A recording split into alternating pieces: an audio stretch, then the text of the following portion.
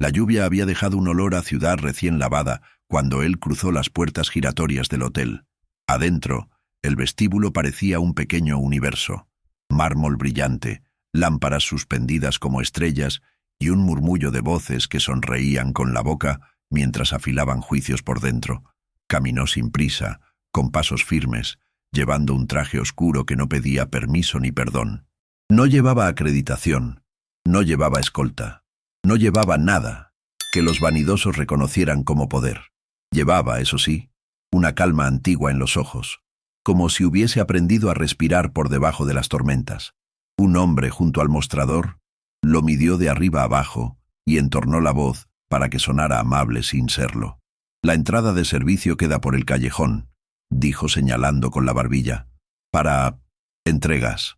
Él no respondió. Ajustó el puño de la camisa con un gesto pequeño y siguió hacia el gran salón, donde la gala benéfica prometía fotos, promesas y aplausos fáciles. La música envolvía la sala como un perfume caro.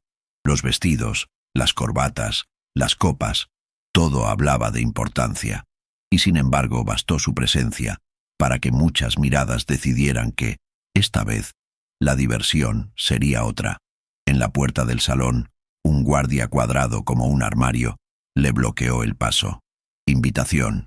El hombre sacó del bolsillo una tarjeta sencilla, sin dorados ni escudos. El guardia frunció el ceño, atrapado entre el reglamento y el prejuicio, cuando un grupo cercano celebró su propia broma.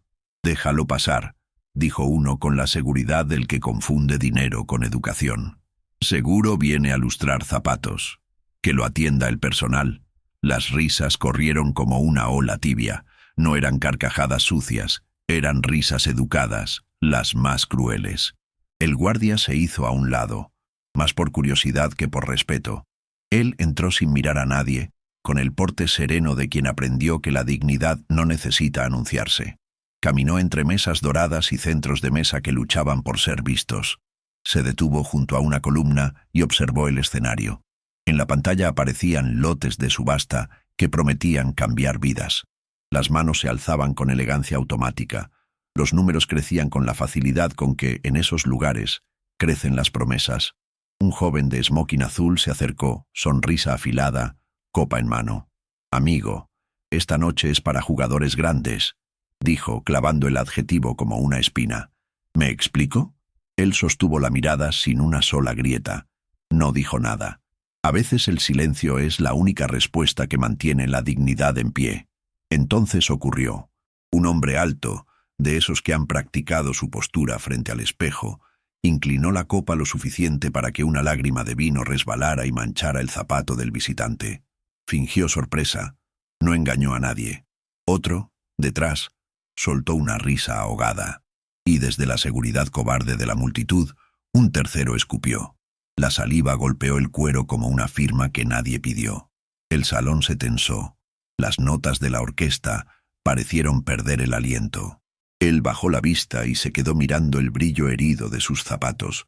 Allí, en ese reflejo, llegaron de golpe los recuerdos. El trabajo que no le dieron porque incomodaba la imagen de la empresa. La entrevista en la que le hablaron como si fuera un niño que se había perdido.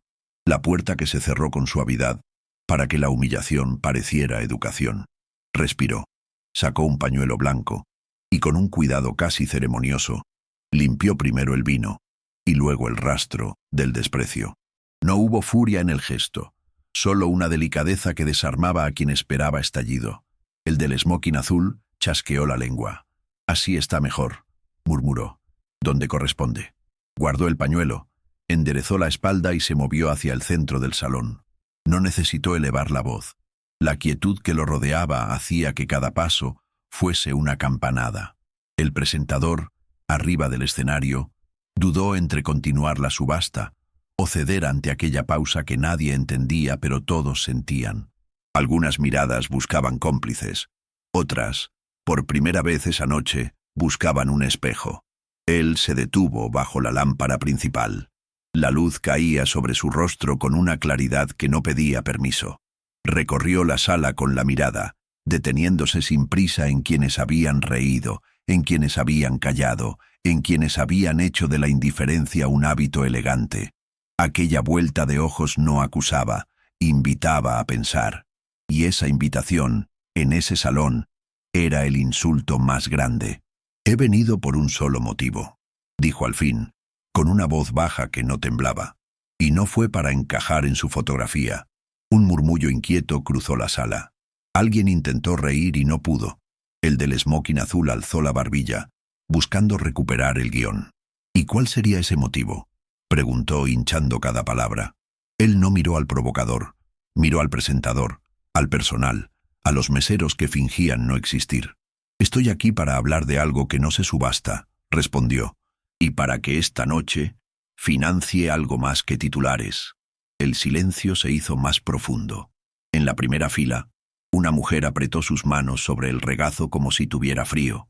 Un camarero joven, el único que había tenido la valentía de ofrecerle un vaso de agua, lo observaba con una esperanza que parecía plegaria. Él tomó aire.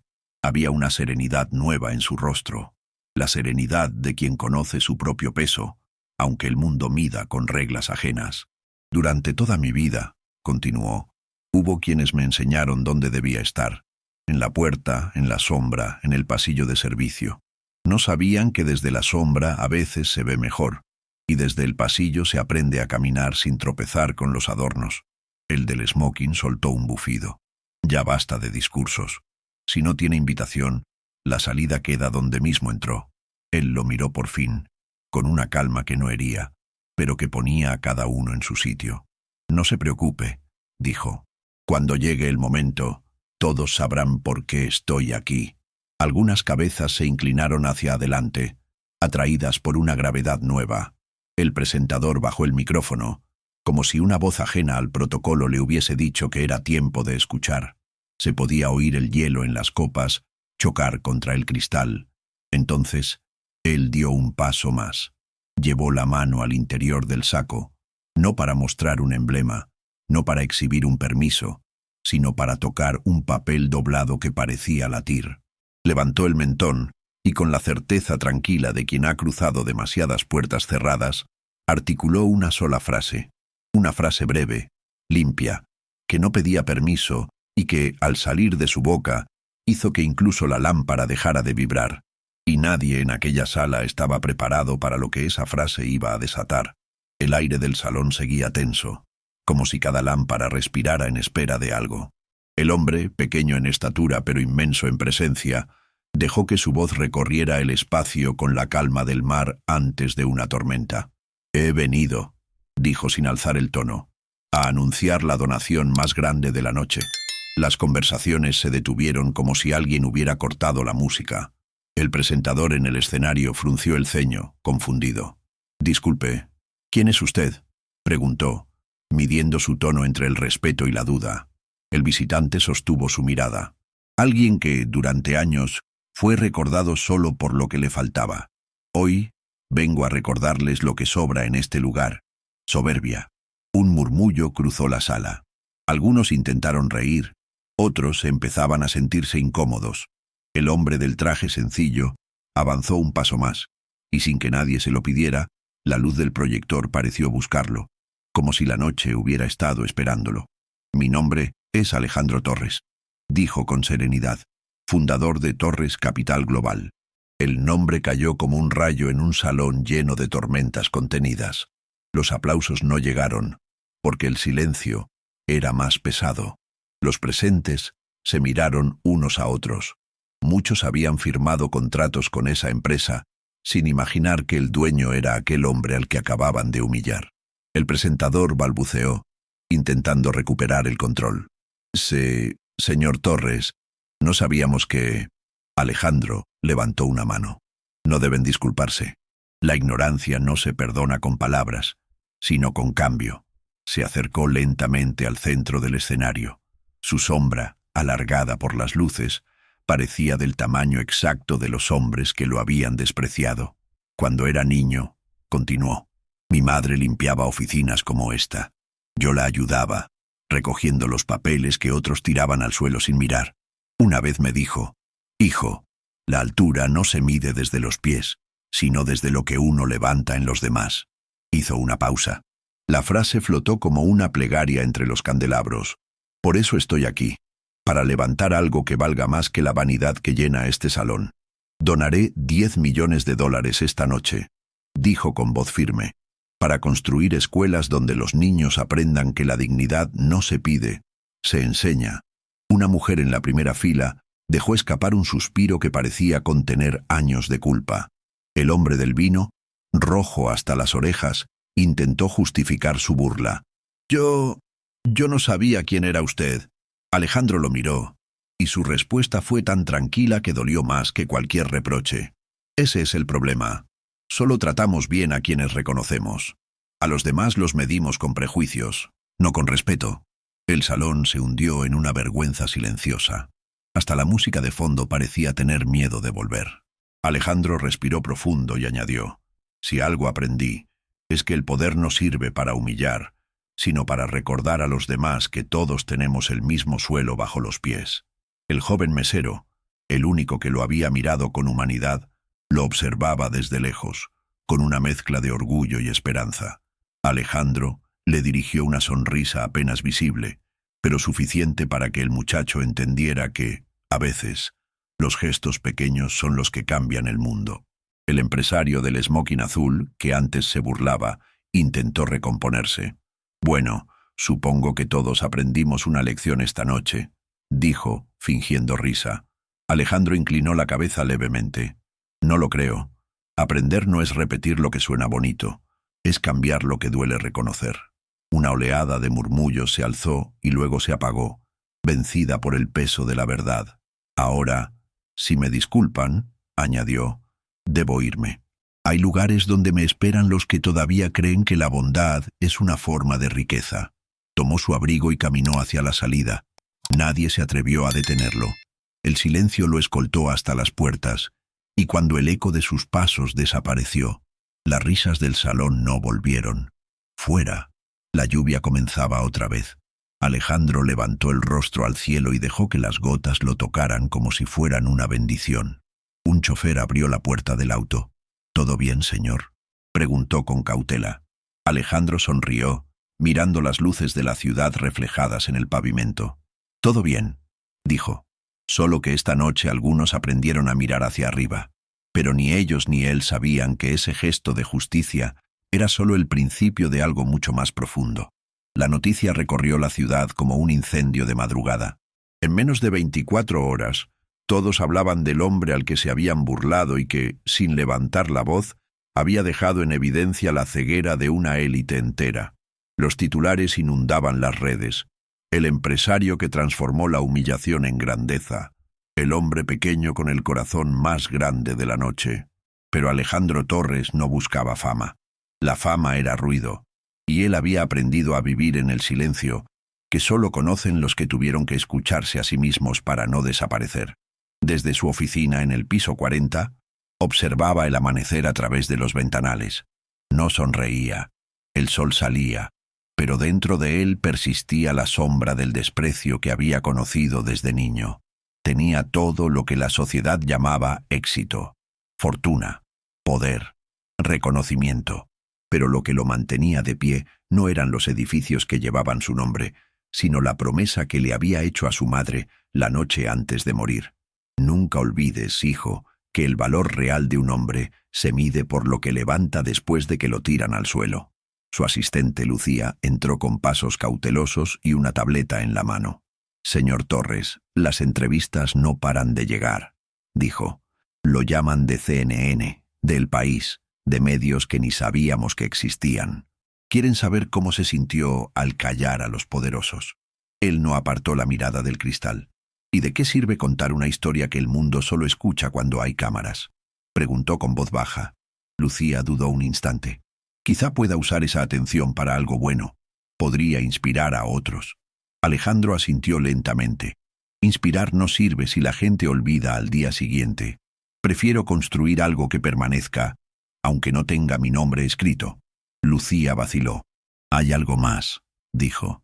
El señor Ramírez, el del smoking azul, quiere verlo.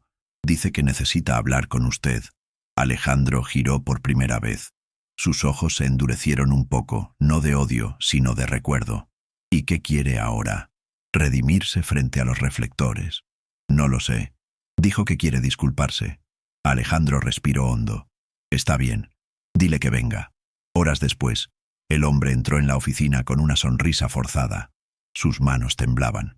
Alejandro, empezó, dejando caer el tono arrogante que lo había caracterizado. Anoche me comporté como un idiota. La verdad, no sé en qué estaba pensando.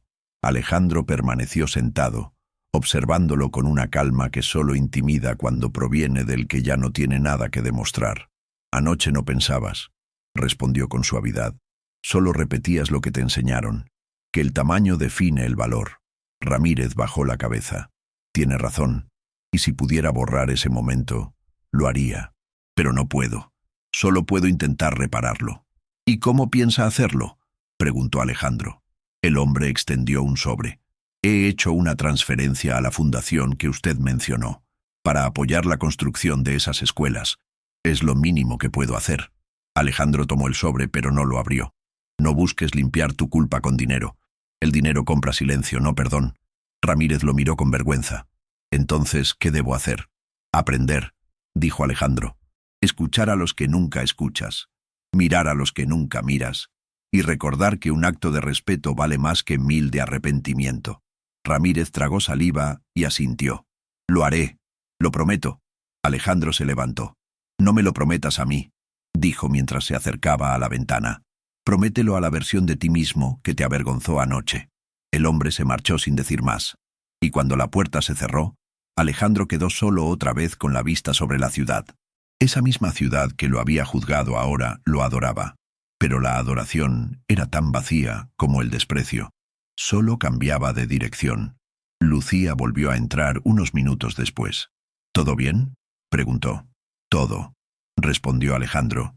Pero algo me dice que la verdadera prueba aún no ha comenzado. La asistente arqueó una ceja. ¿A qué se refiere? Él tomó un sobre viejo del cajón de su escritorio. Estaba amarillento, cerrado con un sello de cera. A esto, dijo sosteniéndolo. Llegó esta mañana sin remitente. Reconocí la letra. Era la de mi madre. Lucía lo miró sorprendida. ¿Su madre? Pero ella murió hace años. Alejandro asintió. Sí, y aún así, me dejó algo que hasta hoy no había visto. Abrió el sobre con cuidado. Dentro había una carta y una fotografía en blanco y negro. Una mujer con uniforme de hospital. Su madre, abrazando a 2 niños. Uno era él. El otro, no. La carta decía: si algún día encuentras esta foto, busca al que está a tu lado. Tiene tu misma sangre. Tiene tu misma lucha. Su nombre es Samuel. Él también necesita recordar quiénes somos. Alejandro cerró los ojos. Su respiración se volvió más profunda. Parece que la historia, murmuró, todavía no ha terminado.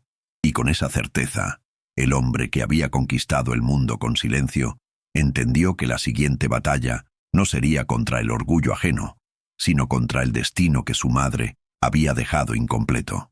Pero nadie, ni siquiera él, podía imaginar lo que ese reencuentro traería consigo.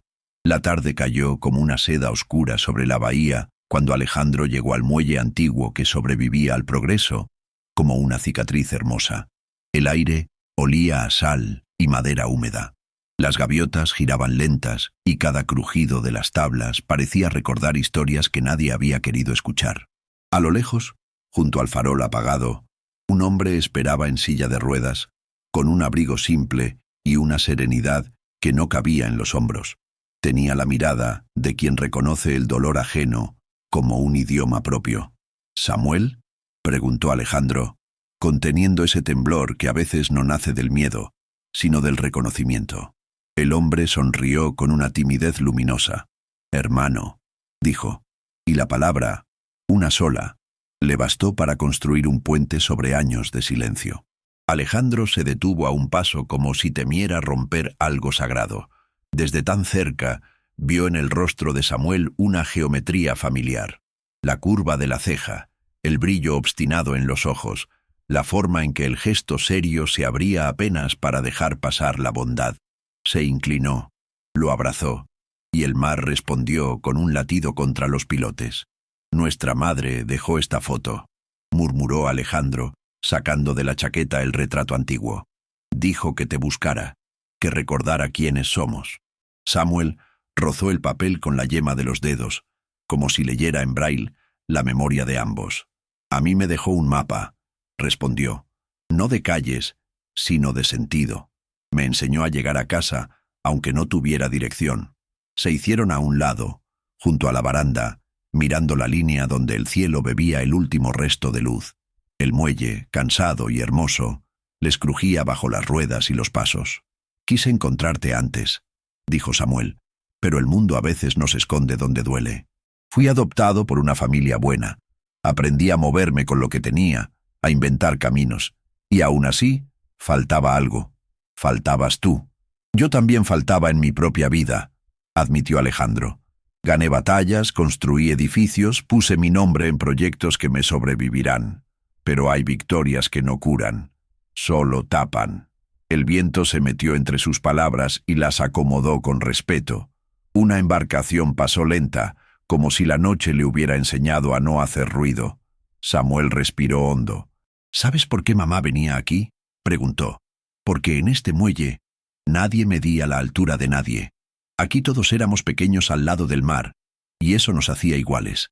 Soñaba con convertir este lugar en un faro para niños como nosotros, para los que el mundo decide mirar tarde. Alejandro guardó silencio.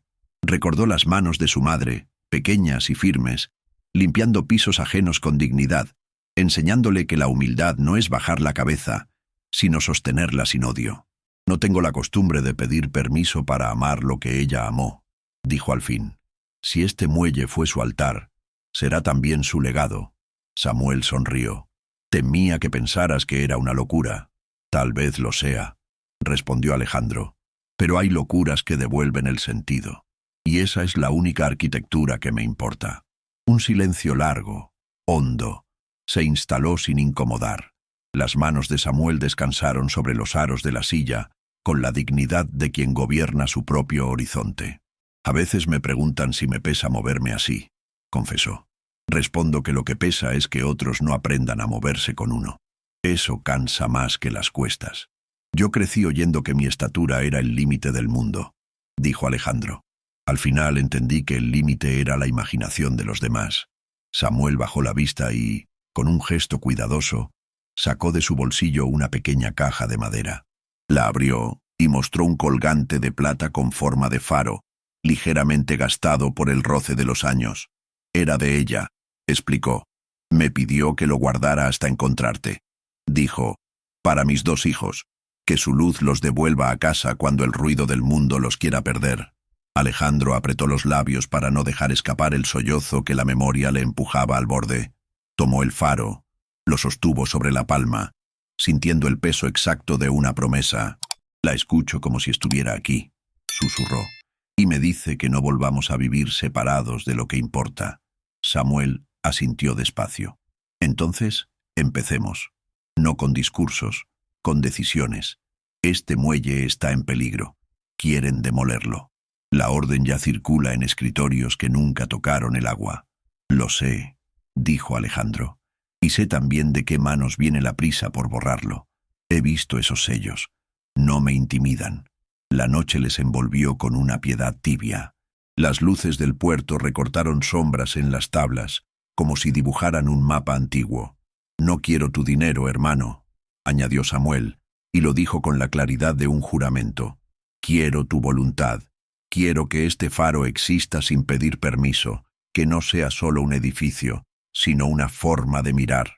Te prometo mi voluntad, respondió Alejandro. Y, si la vida me exige más, le daré también el silencio que aprendí a usar como espada. El mar golpeó los pilotes afirmando la palabra empeñada.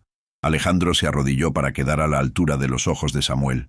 No vienes detrás de mí ni yo delante de ti, dijo. Iremos a la par. Si el mundo insiste en medirnos, que sea por la hondura, no por la altura. A la par, repitió Samuel, y sus manos cálidas apretaron las de su hermano. Un destello lejano anunció una tormenta sobre el horizonte. La brisa cambió de perfume. El muelle, viejo sabio, avisó su cansancio con un quejido. Alejandro se puso el colgante. El metal frío tocó su piel como una bendición. Mañana mismo, continuó, hablaremos con quienes creen mandar sobre lo que no aman. Si no escuchan, haremos que escuchen. Y si aún así se niegan, compraremos su silencio para darle voz a quien la merece. Pero lo haremos sin convertir este sueño en propaganda. Que esto nazca limpio, libre de mi apellido. Así lo quería mamá, dijo Samuel. Que el faro fuese de todos, no de un hombre. Caminaron hasta la punta del muelle. El agua, oscura y hermosa, parecía acercarse para oír.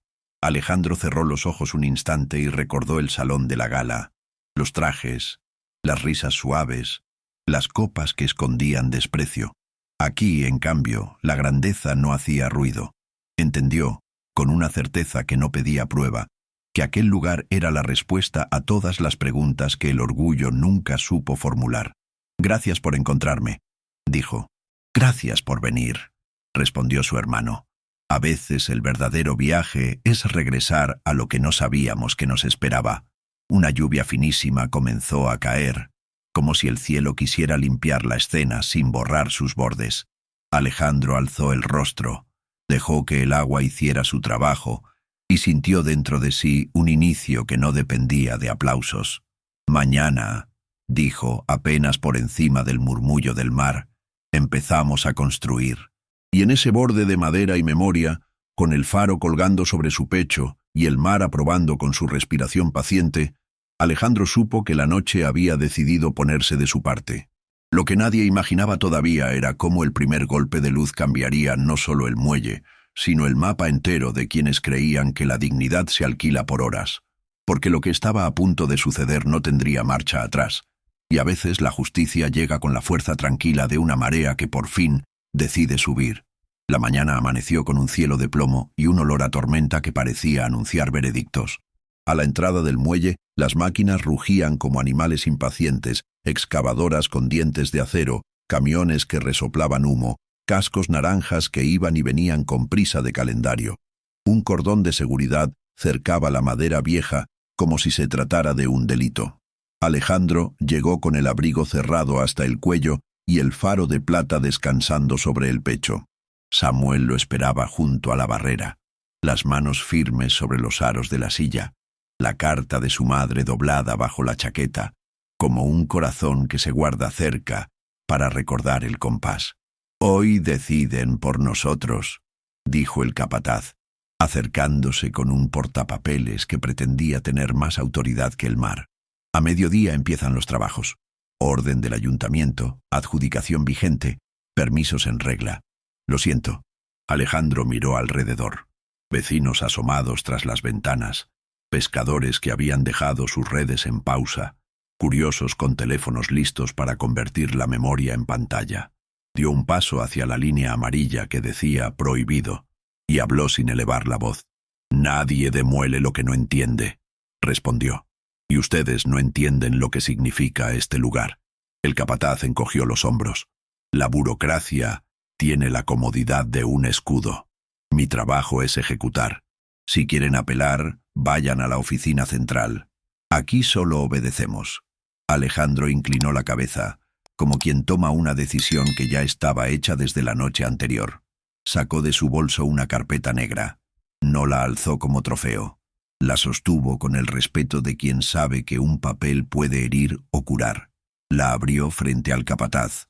«Desde esta mañana», anunció con serenidad, «la adjudicataria de la demolición pertenece a Torres Capital Global. La compra se cerró al amanecer. Este muelle es, a partir de ahora, patrimonio protegido en proceso de transformación comunitaria. No habrá demoliciones hoy, ni mañana».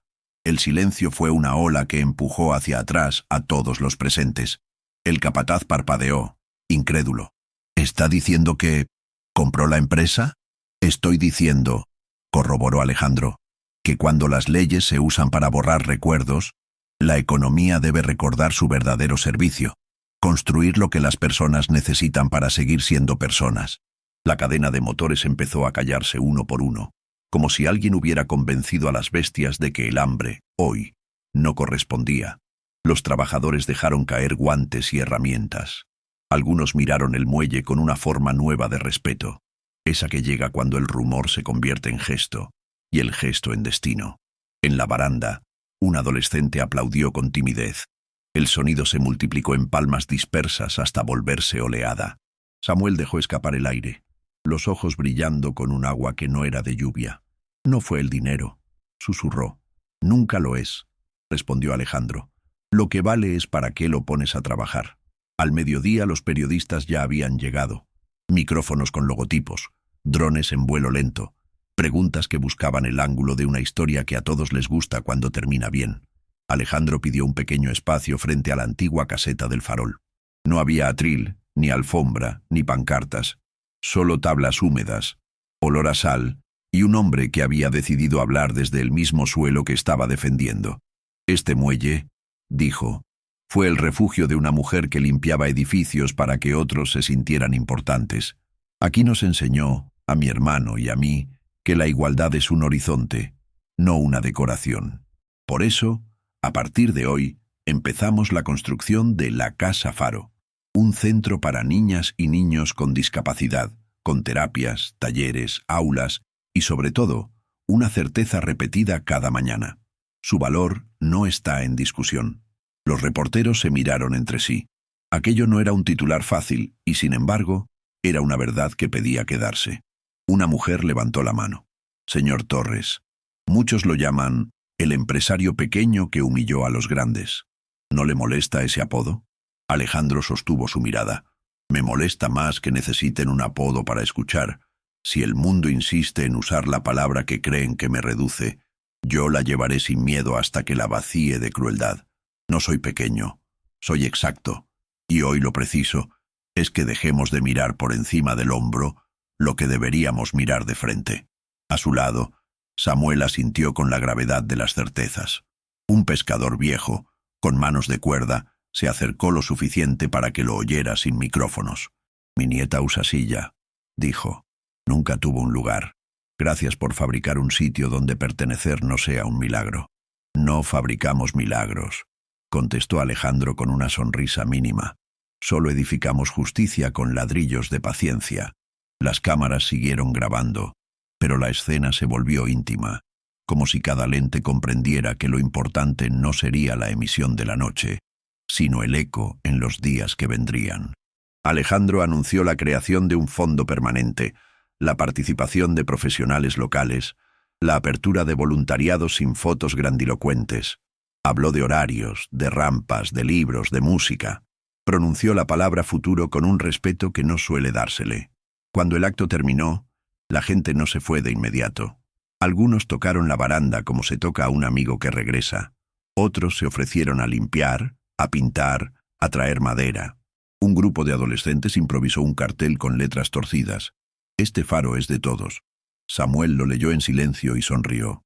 Lucía, la asistente, se acercó con el teléfono vibrando entre los dedos. «Todo va bien», anunció. «Pero hay algo extraño en el sistema. Una alerta de seguridad. Nada grave. Quizá un acceso externo a los archivos del proyecto». Alejandro frunció el ceño. La alegría también sabe contener preguntas. «Cierra el servidor por precaución», pidió. «Lo veremos en la oficina». El cielo, entretanto, decidió cumplir su amenaza. Las primeras gotas gruesas comenzaron a caer. La multitud se dispersó despacio, con ese andar que se reserva para después de los bautismos. Samuel y Alejandro permanecieron bajo la caseta del faro apagado, escuchando cómo la lluvia limpiaba el polvo de los planes viejos. «Hoy empezó», dijo Samuel, y empezó de la manera correcta, sin nombres tallados, sin placas con heroísmo. «Con trabajo», completó Alejandro, «y con fe en que la luz no necesita permiso para encenderse». Un trueno estalló sobre la bahía. Lucía volvió corriendo, el rostro pálido bajo las gotas. «Alejandro», dijo, ahogando el temblor, «no era un acceso externo, era una clave interna, y no cualquier clave, era la tuya». El faro, aún oscuro, pareció latir una vez. Alejandro sostuvo la mirada de su asistente con una calma que ya conocíamos. La calma que llega cuando un hombre decide no negociar su dignidad, ni siquiera con la sorpresa.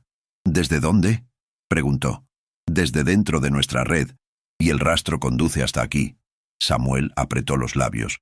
La lluvia se volvió más densa, más vertical. El muelle crujió como si preparara sus tablas para otra verdad. Alejandro colocó una mano en el hombro de su hermano. «No te preocupes», dijo con ese tono que no promete salvación, sino trabajo. La luz también sirve para revelar lo que se esconde bajo la madera. La tormenta respondió con otro trueno, y la bahía guardó silencio, como quien se hace a un lado para que hable el destino. Nadie alrededor sospechaba todavía que lo que estaba por saberse pondría a prueba no solo la obra recién nacida, sino el vínculo que el mar acababa de bendecir. Porque a veces, antes de encender un faro, hay que limpiar el cristal con el que miramos, y lo que esa tarde iba a verse cambiaría para siempre el mapa de su lealtad. El cielo se partió con un relámpago, y el trueno llegó como una sentencia cuando Alejandro y Lucía corrieron bajo la caseta del faro. La lluvia caía oblicua, golpeando los cristales con una furia sobria. Samuel los miraba sin moverse, con esa quietud suya que no era resignación, sino control. Lucía habló a media voz, como si el aire pudiera filtrar la noticia. La clave usada para entrar en los archivos no había sido clonada. Era la física, registrada en el sistema como de acceso directo y empleada desde un terminal que, en ese momento, respiraba Internet a pocos metros del muelle. Alejandro no preguntó quién. A veces el corazón adivina antes que la mente. Caminó hasta la vieja oficina del guardamuelles. Empujó la puerta y encontró, sobre el escritorio carcomido, un portátil encendido, la lluvia dibujando ríos en el vidrio. En la pantalla, un directorio abierto mostraba planos, presupuestos, correspondencias, la arquitectura entera de la Casa Faro. No había rastro de transferencia hacia afuera. Lo que había era una carpeta duplicada en un servidor local, sin etiquetas de la empresa, sin logotipos, sin la más mínima huella que permitiera convertir ese sueño en propaganda. Detrás de él sonaron las ruedas sobre la madera. Samuel se detuvo en el umbral, empapado, los ojos fijos en la pantalla, que revelaba tanto como ocultaba. No mintió, no se excusó. Solo sostuvo la mirada de su hermano con la dignidad de quien se sabe observado por la verdad. Dijo que había copiado los archivos para desvincular el proyecto de cualquier interés corporativo, para blindarlo de manos que, con el pretexto del patrocinio, quisieran poner precio a cada ladrillo. Dijo que no desconfió de Alejandro, sino del mundo que lo rodeaba. Dijo, con voz sin adornos, que prefería cargar con la culpa de una desobediencia antes que ver el faro convertido en un logo. Por un segundo, el silencio pesó más que la tormenta. La traición tiene muchas formas. Aquella no olía a ambición, sino a miedo. Alejandro respiró hondo, como si la lluvia le enseñara a ordenar los pensamientos por gotas. Caminó hacia la ventana y dejó que el frío de la noche lo ubicara en su sitio. Habló sin dureza, pero sin renunciar a la herida. Le recordó a Samuel que la confianza no se protege desde la sombra, que un sueño común se defiende con luz. Y sin embargo, mientras decía cada palabra, su memoria traía de regreso la voz de su madre. No permitas que lo cruel del mundo te vuelva cruel por dentro. Entonces se volvió, apoyó ambas manos en el marco de la ventana y decidió no romper lo que tanto les había costado encontrar. Que el error había sido no hablar a tiempo, dijo, y que la única forma de repararlo era hablar ahora. Lucía, prudente, cerró el portátil y anunció que todo quedaba registrado y bajo resguardo. Ni un archivo había salido de la red. La tormenta seguía claveteando el techo. Samuel pidió la palabra con un gesto pequeño. Explicó que había preparado un acta simple, un documento sin tecnicismos, donde la Casa Faro quedaba bajo una figura de custodia comunitaria blindada contra ventas, créditos y patrocinios con nombre propio. Ninguna placa, ningún apellido, ninguna foto de inauguración con sonrisas ensayadas. Alejandro tomó el papel. Lo leyó en silencio, línea por línea, dejando que la tinta se convirtiera en decisión. Podía oponerse, podía imponer el peso de su estructura, de su imperio, de su costumbre de resolver con un solo teléfono. No lo hizo. Preguntó a Lucía si la forma era viable, si el andamiaje legal podía sostenerse sin grietas. Ella asintió con la convicción de quien ha estudiado demasiado para dar respuestas a medias. Entonces Alejandro pidió una pluma. La lluvia, afuera, bajó medio tono, como cuando la orquesta prepara el final. Firmó. Después miró a Samuel y le tendió el bolígrafo. Firmaron ambos, y la sala pequeña se llenó de una claridad que no venía de ningún foco. La noticia corrió primero entre voluntarios y pescadores, luego entre vecinos, y al caer la tarde ya había manos dispuestas a lijar, a pintar, a medir rampas, a montar bibliotecas, a colgar campanillas junto a las puertas. Días después, días que parecieron pocas estaciones, los muros blanquearon la orilla como si el mar hubiese decidido escribir con espuma. La Casa Faro se levantó sin discursos grandilocuentes, con horarios de trabajo que obedecían más a la marea que al reloj, con risas nuevas que aprendían a navegar pasillos anchos, con música que ponía a la silla de ruedas y a las piernas inquietas en la misma coreografía. No hubo cinta para cortar. Hubo una puerta entreabierta. Siempre. Alejandro caminó por el corredor principal al amanecer, rozando con los dedos la pared aún tibia del yeso. En el patio, una niña empujaba su propio andador como si empujara el mundo. Un terapeuta acomodaba cojines y paciencia. Samuel, desde la sombra amable del porche, observaba con esa mezcla de orgullo y calma que solo se consigue cuando la vida, por fin, te queda del tamaño justo. No hubo cámaras. Hubo miradas. No hubo titulares. Hubo nombres aprendidos de memoria. Un pescador llevó cuentos de mareas para las tardes. Una maestra jubilada trajo libros con dedicatorias escritas en tinta azul. Un músico acercó un acordeón que sabía decir gracias sin pronunciar la palabra. Al mediodía, el antiguo farol, restaurado, encendió su lámpara por primera vez desde hacía demasiados inviernos. No anunciaba puertos, recordaba horizontes. Alejandro se tocó el colgante de plata. Pensó en el salón de la gala, en el vino derramado, en la saliva sobre el cuero, en la frase que dijo sin elevar la voz, y entendió que nada de eso importaría sin ese patio en el que el futuro había decidido quedarse. Miró a Samuel. No hicieron falta discursos.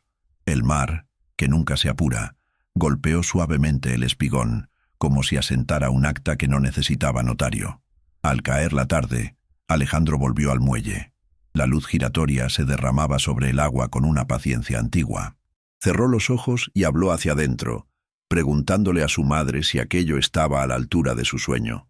La respuesta llegó en forma de viento, que olía a ropa limpia y a pan recién hecho. No lloró. Sonrió con esa paz que llega cuando uno deja de defenderse del amor. Al fondo, una familia se detuvo a mirar el faro. El padre señaló con la barbilla. El niño en silla levantó el brazo y rió con una risa que juntó cielo y madera. Alejandro entendió que la altura, por fin, había cambiado de regla, y si alguien todavía insistía en llamarlo con palabras pequeñas, él no pelearía por ese nombre. Haría lo de siempre, cargarlo hasta vaciarle la ofensa y devolverlo lleno de luz, porque hay verdades que no se gritan, se sostienen. Y quien estuvo allí aquella tarde, al borde de la lluvia, bajo un faro que aprendió a decir hogar, supo que, si quería ver lo que de verdad importa, no debía apartar la mirada todavía, que lo esencial sucede justo en el segundo en que uno decide quedarse hasta el final.